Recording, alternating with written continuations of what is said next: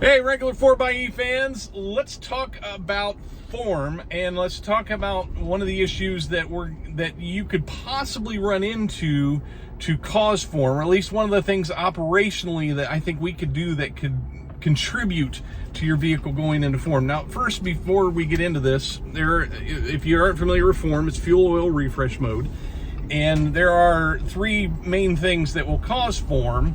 And the first is and by the way, form in and of itself is not a problem. It's not a mistake. It's not an error. It is a designed-in thing, and it has several purposes. The first is fuel oil refresh mode is what that stands for. So the first is fuel. If your fuel gets too old in the gas tank, or at least the vehicle thinks it's too old, then it will, and it's like a 90-day timer, then it will force the engine to run, force you to burn off a little bit of fuel, and you fill it up and things go back to normal. That's the first kind of form, and it should just come right out of that kind of form if that's the issue. After you run the engine for a little bit, take it out for driving the country, burn off some gas, or if you have a road trip coming up or whatever, burn that gas down, fill it up. That'll clear that kind of form. The second kind is the oil refresh, and that's the engine. We have this big engine out here, and it has to run every once in a while. It has to keep itself lubed. It has to keep a little bit of lubrication up in the engine. If you don't do that and you start the engine and there's not oil where it needs to be, then that can cause issues. And so that's why we have oil in these engines, right? The third kind is an algorithm, and it is based on oil dilution. And if you don't understand what oil dilution is, you have, in a gas engine, you have pistons, and around those pistons you have piston rings. And those piston rings, one of their purposes, is to provide a separation barrier between where the engine oil is at the bottom of the piston and where the compression and firing goes on top of the piston. That's where the gas and the air comes in and mixes, and spark plug thing, explosion, and the engine runs. I mean, that's the basic idea behind that. So that piston ring is that barrier between the gas coming in on top and the oil that's floating around inside the engine on the bottom of that piston.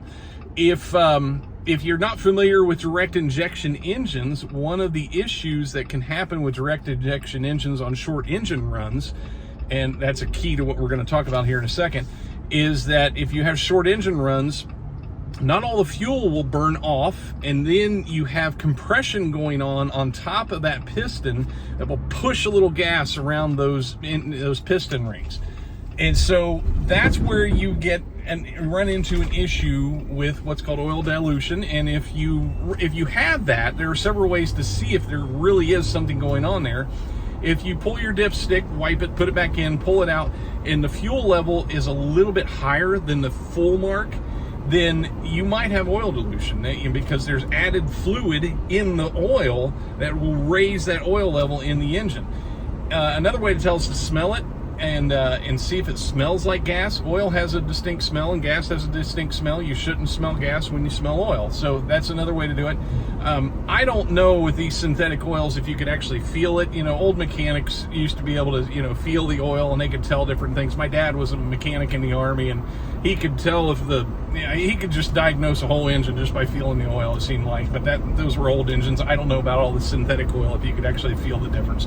So one of the things, like I mentioned about the short engine runs in causing an issue with these direct injection engines, is that we could be contributing to an issue with that with the oil dilution, depending on how we're operating the Wrangler 4xe. And I'm going to demonstrate that. I'm going to turn the camera around, and we're going to take a look at one of the ways that we can cause an issue with that. So I'm driving along, and I'm going to put mine in hybrid mode. And if you can't see in my rear view mirror, I am towing a trailer with a snowblower on it. Not a heavy trailer, not a heavy snowblower, but it's at least an add load. And I'm going to take off from this stoplight, and you can see my engine starts. And once I get up to speed here, well, I don't know, this might be the first run. If you don't know, the first run, if it hasn't run in a little while, will be a longer engine run. And as you can see, it is not changing. The RPMs are not changing, even though I'm feathering the accelerator pedal a little bit. Right now, this Wrangler 4xe is running in what's called series mode. The ILE clutch between the gas engine and the transmission is open right now. The propulsion for the vehicle is coming from the P2 motor that's in the transmission, but the gas engine is running. Now there's a little motor generator out on the front of the engine that is also spinning. That's providing electrical charge to the battery. So right now we're running in what's called series mode, and you might notice this happening on the first engine run. So there my engine shut off. It went through a timed cycle where it runs for a little bit and then shuts off, and now it's kind of warmed up. So if I get on the accelerator a little bit more, it's going to turn on. Now this time you will notice that my RPMs go up and down a little bit as I change the as I accelerate and decelerate. That's because now that it has that initial warming cycle done, it is going to operate, and it's going to give me power. You know, it's going to close that ILE clutch in the transmission, and it's going to give me power. So now you see it shut back off. Now, one thing I'm going to do here, I'm going to simulate like I'm doing some city driving, and I'm going to turn on a little side street here. I'm going to slow down, and it's going to be like I'm coming to an intersection where I'm getting pretty slow.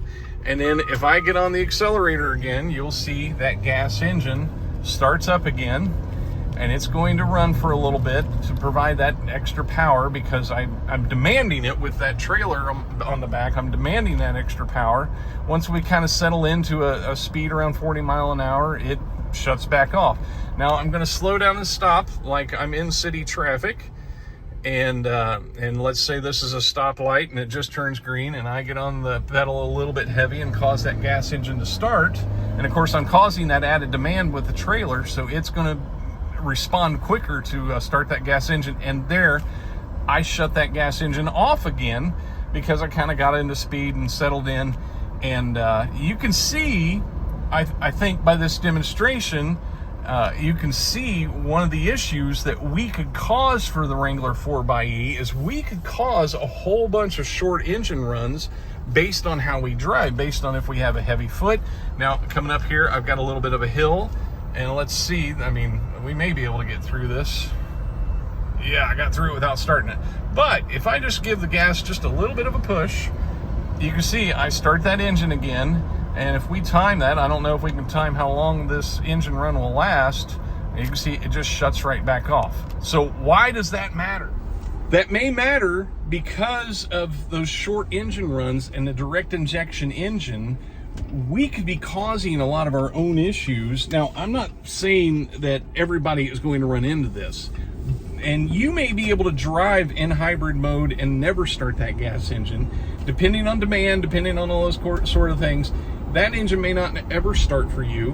But if we drive in such a way, if you drive city driving and you're like 10 stoplights from home to work, and that engine is starting and shutting down every single time, we might be better off to avoid form. Now, this is more in the winter than in the summer. As we saw this past winter, tons of us had form issues. But one thing I started doing is I started talking to everybody that was seeing form, and I started asking, what's your case use like? How are you operating it? And I was asking questions on Instagram and on YouTube and Facebook. And the one thing I came away with is that some people are kind of set and forget. They're like, I'm just going to put it in hybrid mode and let it do its thing. And there is something going on with some of our 4xEs that have more of a proclivity to go into form, but especially during the winter, that seems to be where that algorithm is kicking in and saying, hey, we got an issue here. We got to go into form because I sense we're going into oil dilution scenario, when that may not necessarily be the case. And like I said, if I mentioned earlier in the video, if you're stuck in form, check that dipstick, see what that looks like, see if the algorithm is right. But it may be that we have created a scenario where the vehicle thinks we're having an oil dilution scenario because of the cold combined with how we operate the Wrangler 4xe. As you saw in my short little demonstration, I think I had like 4 short engine runs. My 8-mile drive to work, I think I have something like 4 stop signs and probably 5 traffic lights that could potentially stop me. And potentially, if I'm a little heavy-footed, I could be starting that engine over and over and over again. And if you do a little reading up on oil dilution and direct injections engines, you will find that those short engine runs, they will say short trips. You know, all these videos will say short trips, but since we have a plug-in hybrid electric vehicle, we have to think short engine runs to potentially avoid that scenario. And of course, there are other issues. There are a lot of Wrangler 4xEs that have, we're seeing a lot of bad coolant heaters, the electric coolant heater. I had one of those. And what we're finding now is that as people come out of winter and people have assumed that form is just a normal part of wintertime operation, and that it would just clear up in the spring, and all of a sudden it's 50, 60, 70 degrees and form is still there and they can't do anything to get it out of form. And one thing that may be happening in those scenarios is we could have a bad electric coolant heater, which is a more common problem than I think Jeep is saying out loud. I mean, personally, I geek out over the 4xE, so I'm on YouTube, Facebook, Instagram a lot, and I'm just seeing a lot of people that are coming into springtime weather and going, oh, I've got this other issue.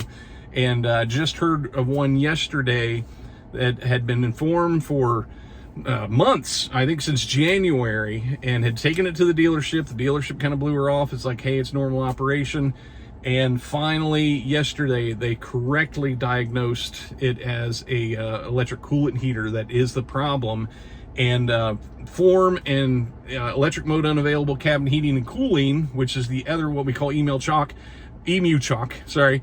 That's the other issue that could be contributing to your form, is if you get stuck in electric mode unavailable cabin heating and cooling, and you also have form, those two messages can't both display in the display at the same time. The system picks one or the other, and you may see form disappear. Well, now all of a sudden I've got this emu+choc thing going on.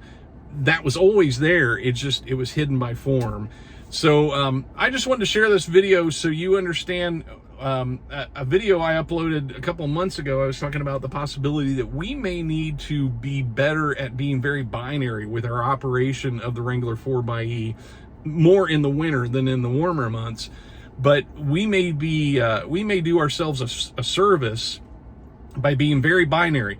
If you can run in electric mode, run in electric mode. If not, it's probably best, I mean, I hate to say this, in the winter, it might be better to turn on e-save. If the engine runs, just go ahead and kick it over to e-save, let it run for a little bit, maybe do part of your drive if you're going through a lot of traffic lights and stuff in e-save. And believe me, it pains me to say that because I hate e-save. It's like the least efficient. As an energy geek, I should say I hate e-save.